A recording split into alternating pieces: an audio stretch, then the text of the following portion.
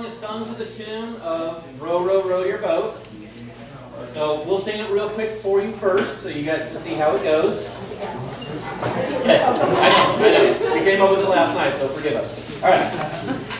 Teach, teach, teach your scouts, let the senior lead. Show them how to love the woods and let them learn to lead.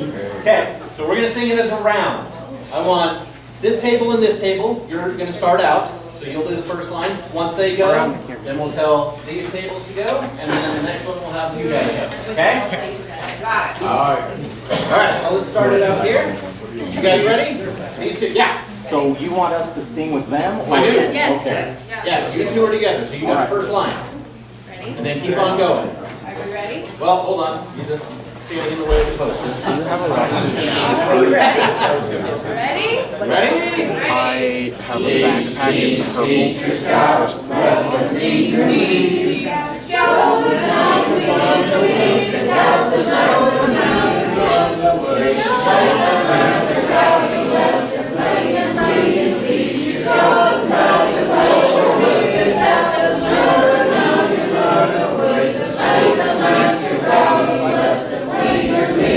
Okay, you guys can go. We're done.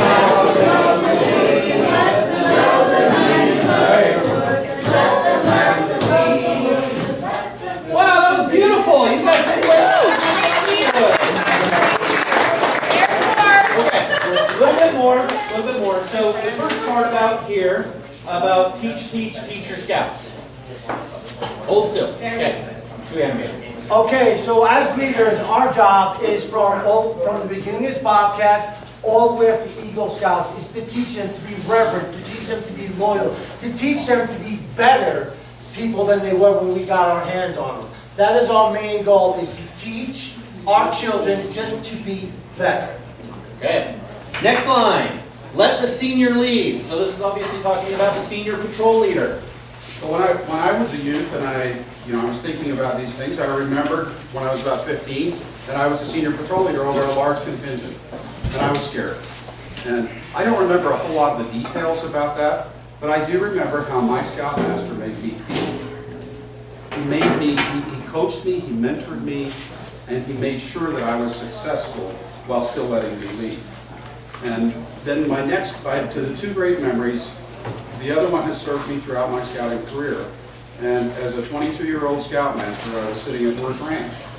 And a guy much senior to me looked out, and I'm sure he saw my personality and was speaking directly to me because he knew that I needed some correction.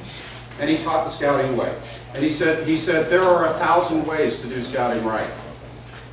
Yours does not have to be the way. He said, there are also 1,000,000 ways to do it wrong. We all know that when we see it.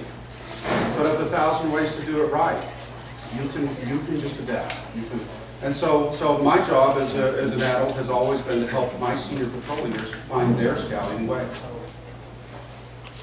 All right, next part about it, show them how to love the woods. So, honestly, one of my weak points is the outdoor code. I always forget it every time we do it. But something that really is helping me are the actions that we were shown earlier. So, if we can all do that together, might help all of us remember it. So, as an American, I will do my best to be clean in my outdoor manners, to be careful with the fire, to be considerate in the outdoors, and to be conservation-minded.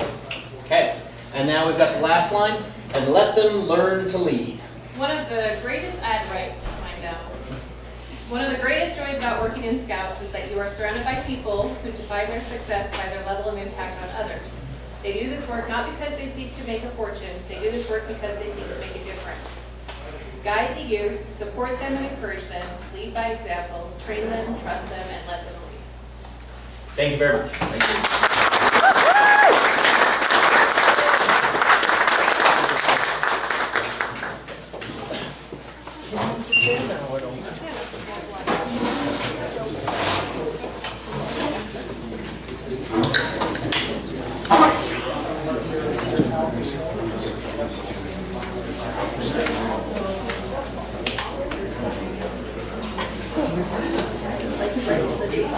Good job.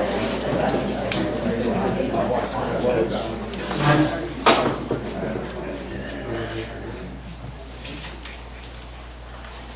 we have a story for you. As a disclaimer, I wrote this story when I first attended Wood Badge in 2014, where I was actually also an Eagle. This story reflects some experiences I had there, and I would like to say that the beginning of this story does not reflect my current patrol at all. It reflected my previous patrol. In the beginning of time, the Great Spirit created 8 tribes: the beaver, the bobwhite, the eagle, the fox, the owl, the bear, the buffalo, and the antelope. Each tribe lived in harmony with the others. The eagle was proud of his wide wings. He thought to himself, "I fly far above the others. I am not tied to earth, or must hide in the dark. My keen eyes see to the ends of the horizon. My home is a great bowl of sticks in a towering tree." And in his pride, he thought himself to be greater than all.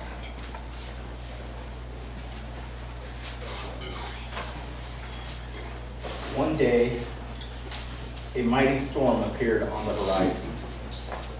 Each of the tribes set about preparing for the storm.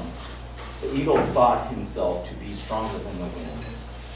Soon the storm arrived, and the eagle was buffeted back and forth, and finally cast down to the earth. The winds and rain also destroyed his beautiful nest. The other tribes saw that eagle was shivering wearily on the ground among the remains of his nest. And although they were tempted to leave him be, kindness swelled in their hearts. They gathered together and discussed what they should do.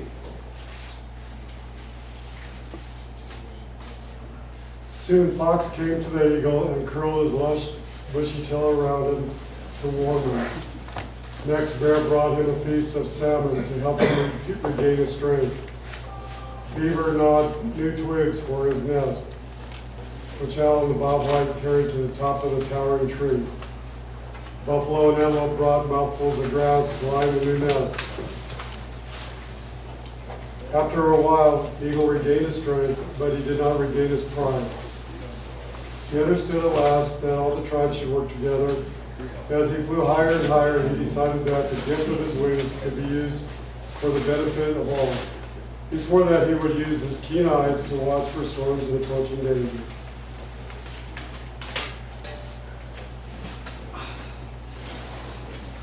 Eagle promised all the tribes that he would watch over them. As a token of that promise, he gave each tribe a feather to help them all remember that working together, they can all be strong and mighty.